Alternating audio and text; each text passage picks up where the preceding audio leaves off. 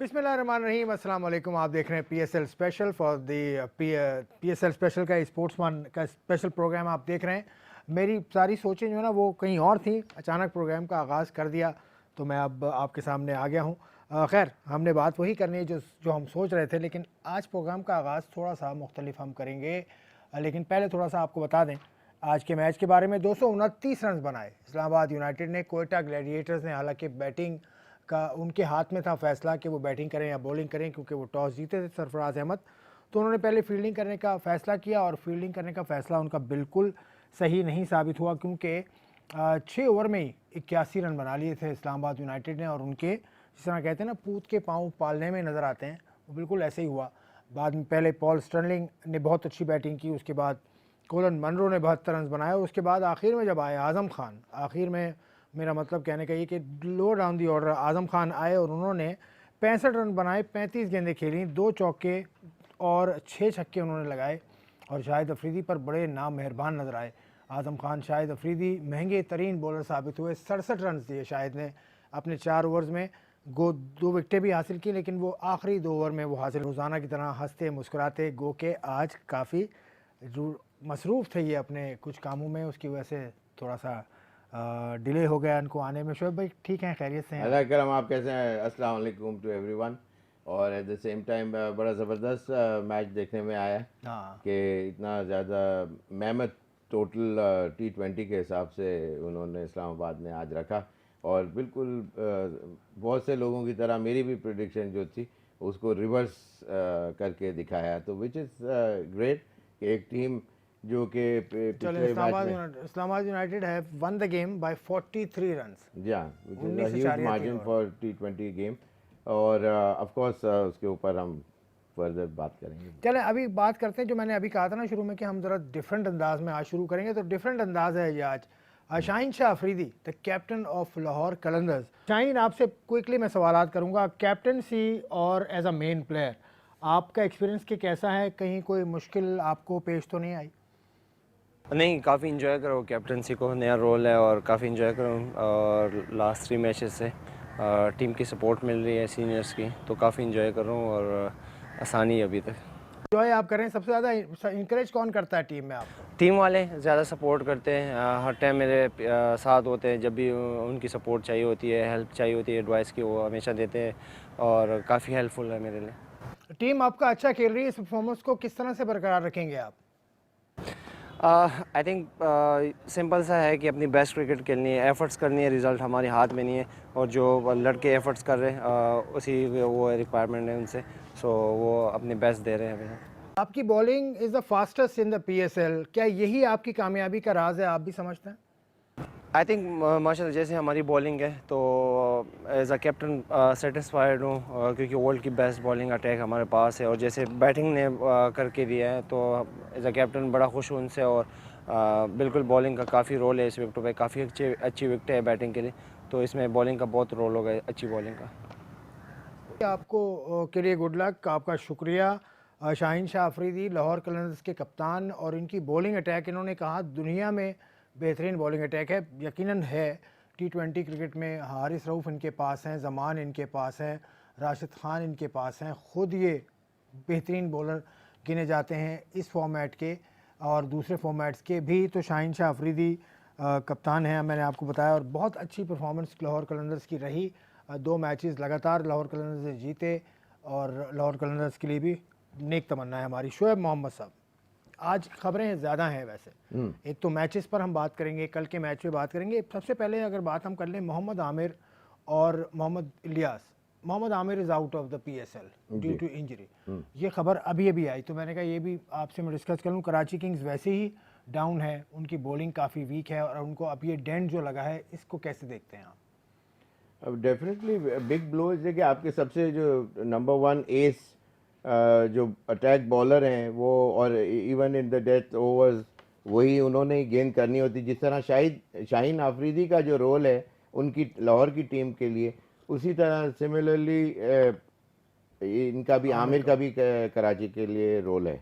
और जब वहाँ वो नहीं होंगे, आप बिल्कुल ही एब्सेंट पूरे टूर्नामेंट में नहीं होंगे, तो अब पूरा जो जो कैलकुलेशन जो पहले जिस तरह की होगी जब ये टीम बन रही होगी, उस हिसाब से आप सेकंड और थर्ड टियर बॉलिंग को तो एक्सपेक्ट करते हैं कि इनका माइनस होंगे तो इसकी जगह ये रिप्लेस कर लेगा, लेकिन टॉप क्लास बॉलिंग का जो है नेमो बदल बहुत लिमिटेड होता है।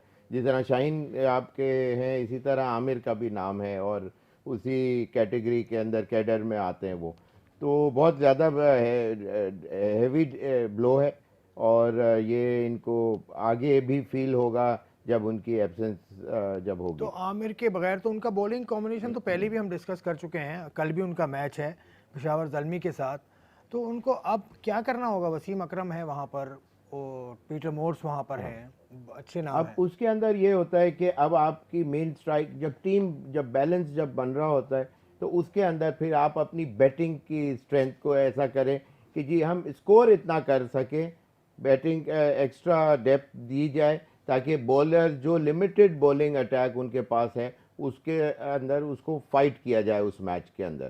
तो या एक तो ये तरीका होता है, या फिर ये है कि कोई डिफरेंट स्ट्रैटेजी के पॉइंट ऑफ व्यू से कोई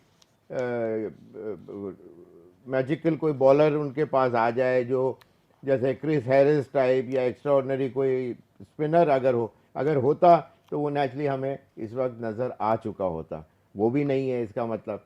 तो इनके लिए बहुत ट्रिकी होगा टीम का कॉम्बिनेशन बनाना कि मिडिल और सॉरी ऑलराउंडर्स को ज़्यादा स्ट्रेंथन अप किया जाए या बैटिंग को ज़्यादा डेप्थ दी जाए या एक दूसरे फास्ट बॉलर के साथ एज इट इज़ टीम को लेके जाए। ये तीन ऑप्शन इनके पास होंगे, whichever suits them better they are gonna go ahead. क्योंकि बॉलिंग में इनके पास ऑप्शन उमैद वसीम है, इनके पास इमाद वसीम है, उमैद आसिफ इनके पास है, इमाद वसीम इनके पास हैं, उनके अलावा भी बॉलर्स हैं इनके पास, आमिर यामीन भी इनकी स्क्वाड में शामिल हैं। तो बॉलिंग मुझे खैर इतनी ज़्यादा नज़र नहीं आती, लेकिन आपने सही कहा कि इनको बैटिंग में अपनी भरना होगा, बैटिंग को ज़रा स्ट्रॉन्ग करना होगा। बाबर आजम पे अब क्या जिम्मेदारी आयद होती है, क्या प्रेशर में होंगे अब वो?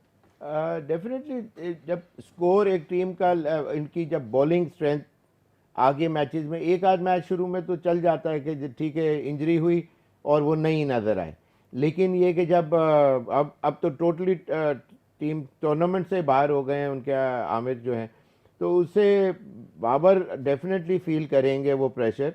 और all he should do is of course कि जो अपना जो रन फ्लो है उसको बस उसके ऊपर कंसंट्रेट करें। जैसे बॉल की मेरिट के हिसाब से जब कॉन्फिडेंस आ जाता है एक इनिंग के अंदर, हर बैट्समैन जब वॉक इन करता है तो उसको पिछला कॉन्फिडेंस सपोर्ट करता है सिर्फ, लेकिन आके उस दिन फ्रेश डे उसको सेट होना पड़ता है। तो वो सेट होना उसके लिए ज़रूरी है। हमेशा दुनिया के जो ग्रेट बैट्समैन हैं उनको भी आके सेट होना पड़ता था, तो इनको भी सेट होना पड़ेगा और फिर वो बॉल जो है वो बड़ी होती चली जाती है और इतनी अच्छी नज़र आने लग जाती है। तो एक टाइम आता है कि कहीं की भी बॉल करो वो बाउंड्री की तरफ ही जाती हुई नज़र आती है जब बल्ले में से निकलती है एक ग्रेट बैट्समैन के, या man in form, man in with confidence, ये चीज़ें हों। तो बाबर के अंदर वो तमाम क्वालिटीज़ ऑफ कोर्स हैं, is the rank number 1 batsman in the world. तो उनको लेकिन आखिर तक 15 ओवर तक 18 ओवर तक ऑक्यूपाई करनी पड़ेगी क्रीज को जीतने के पॉइंट ऑफ व्यू से। चलें, अब ये शाहीन शाह अफरीदी को आपने सुना, उन्होंने कहा कि बेस्ट बॉलिंग है लाहौर कलंदर्स की। Do you agree with that? देखिए फास्ट बॉलिंग उनके पास शाहीन अफरीदी के अलावा हारिस रऊफ उनके पास हारिस हैं, रऊफ बिल्कुल, जमान और एक उनके और पास हैं, जमान भी उनके पास हैं। जी हाँ, उसके अलावा स्पिनर्स में राशिद खान उनके पास हैं। जी हाँ, इसमें कोई शक नहीं कि अगर 1 से 2 राशिद और शाहीन ये विकेट टेकिंग बॉलर भी हैं, रन कंटेन ये पार्ट है कि हारिस रऊफ भी एक फोर्स टू रेकन विथ है।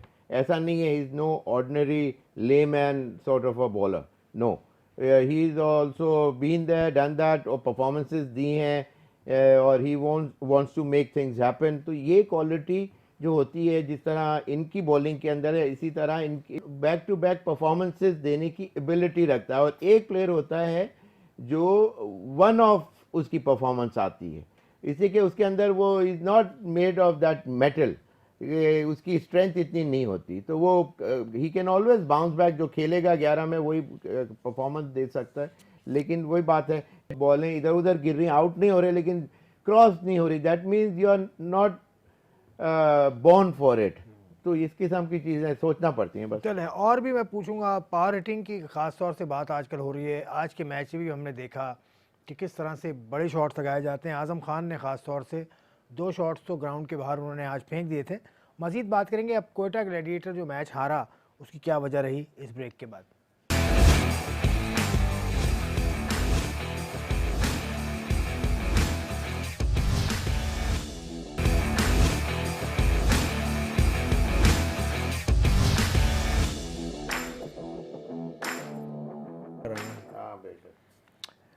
जी, प्रोग्राम में खुशामदीद। आखिरी सेगमेंट है और इसमें हम बात करेंगे कराची किंग्स को जो झटका लगा वो तो हमने शुरू में बात की। मोहम्मद आमिर नहीं होंगे, लियास अब उनको के पास नहीं है, 2 मेन बॉलर्स उनके आउट हो चुके हैं ड्यू टू इंजरीज़ और अब उनका मुकाबला है पेशावर ज़ल्मी से। पेशावर ज़ल्मी भी पिछला मुकाबला हारी है, लेकिन पेशावर ज़ल्मी बहरहाल इस वक्त ऑन पेपर कराची किंग्स से बेहतर साइड नज़र आती है। शोएब भाई, आप क्या सबसे पहले तो मशवरा दीजिए, कराची किंग्स कैसा कॉम्बिनेशन बनाए कल?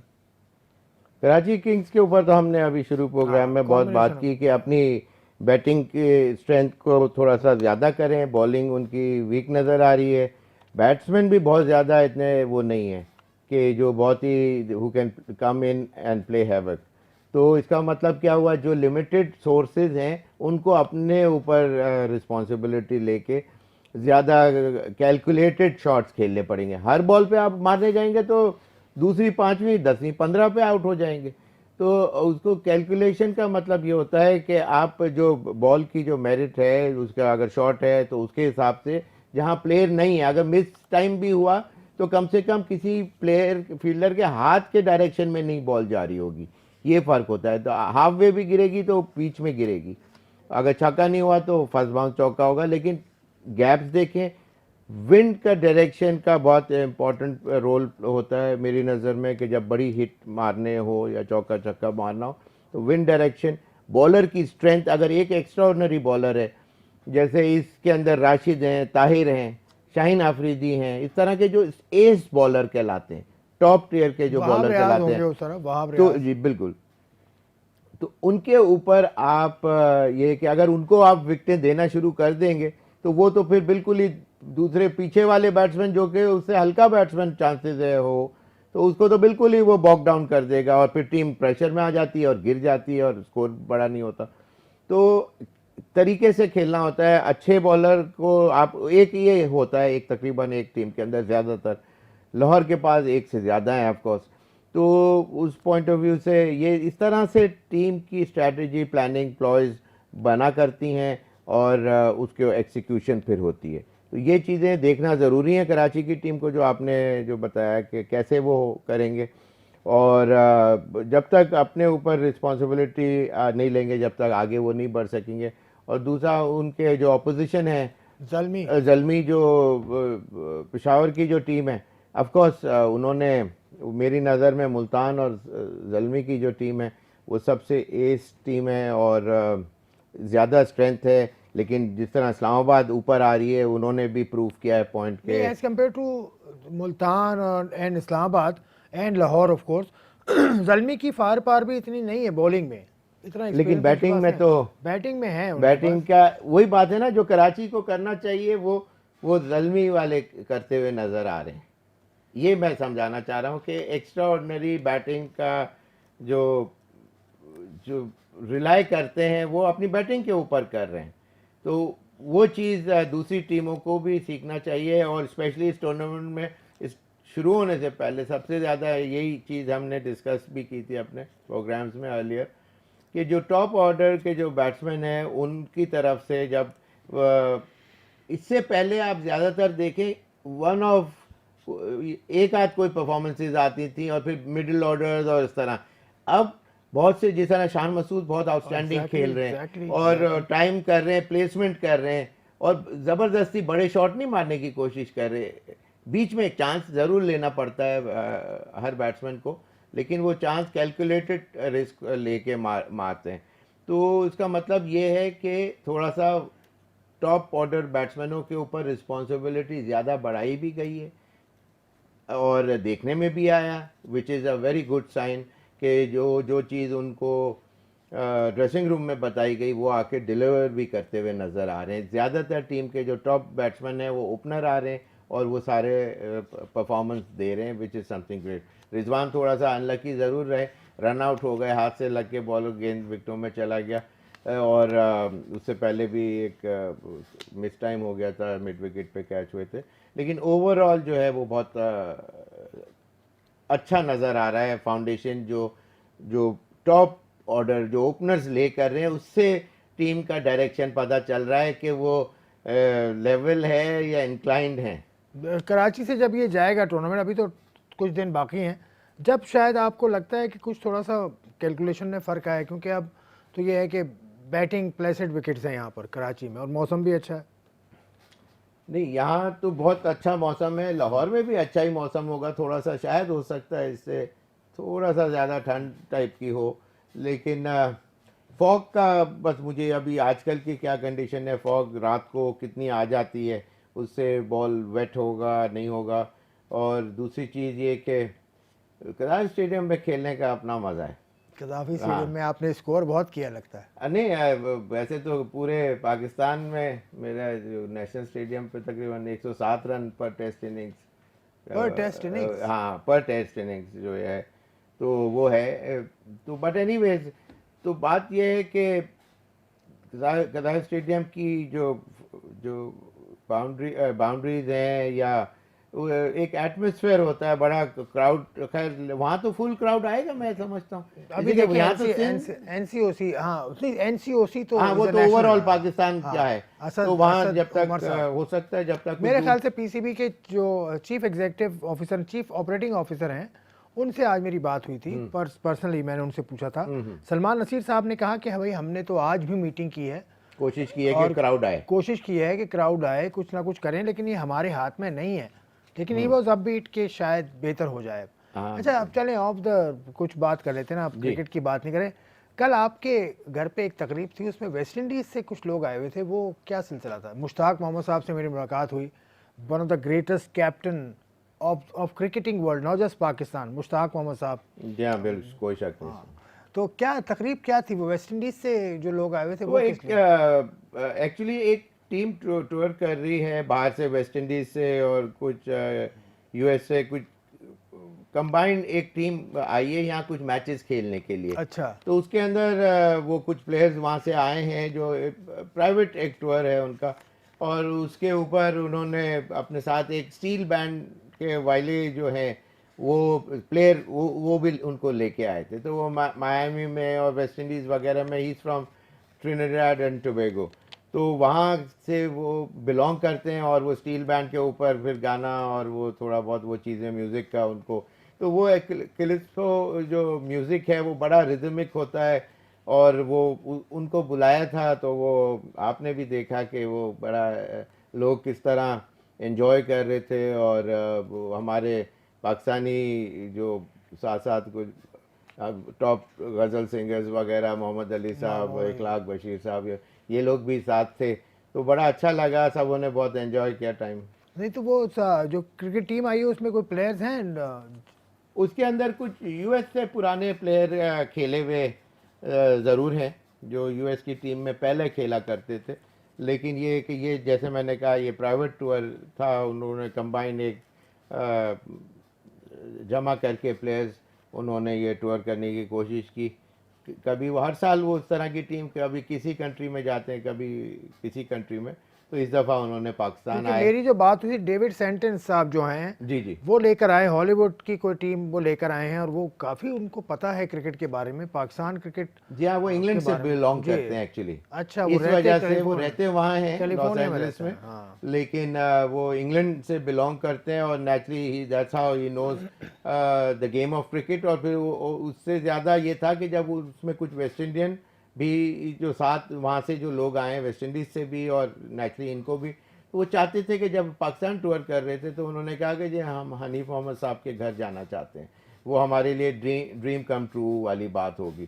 तो इस तरह मुझे जब पता चला तो मैंने फिर जो हमारे जो एक म्यूचुअल फ्रेंड है उनके साथ मुनीर रफ़ाई, तो उनको फिर उन्होंने जब मुझसे रिक्वेस्ट की तो मैंने कहा बिल्कुल ज़रूर, मोस्ट वेलकम। और इस तरह फिर ये इट टुक प्लेस। क्योंकि वो मैं हैरान इसलिए हूँ कि उनकी वसीम फिरोज़ जो हॉकी के हमारे स्टॉलवर्ट हैं, वो वसीम फिरोज़ के बारे में भी काफ़ी जानते थे वो। जी हाँ। तो मैंने कहा क्रिकेट, हॉकी और अमेरिका, ये अमेजिंग लेकिन कॉम्बिनेशन। अभी मैंने आपको जैसे बताया कि वो इंग्लैंड से ज़्यादा naturally he was born there और वो रहे ज़्यादा वहाँ, तो इसलिए पता था। चले, मैंने ये बात ज़रूर शेयर करना इसलिए ज़रूरी समझी कि मुझे भी एक्सपीरियंस हुआ कल इतनी अच्छी महफिल में बैठने का। बहुत कुछ मैंने भी सीखा वहाँ से, और आगे भी हम इस इशू पे बात करते रहेंगे। पीएसएल तो चलती ही रहेगी, पीएसएल में तो चलना है 17-27 फरवरी तक। हम आपके सामने कल फिर हाजिर होंगे। खुदा हाफिज़।